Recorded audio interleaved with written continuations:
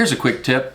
You can see that this text is not only facing the wrong direction from a survey, but it's also just individual D text instead of Mtext.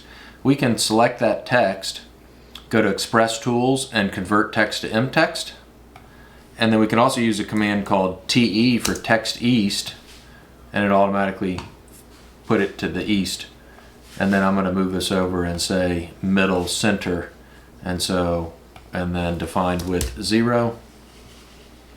Actually, I'm going to leave that the way it was. So there's two ways you could leave this text. Here we're shrinking it and it's making it the right size, or you could have the text have a width of 0 and then just go in here and after the square footage type an enter, and then after the acres type an enter. And really just your choice on which one you prefer, but both are acceptable means.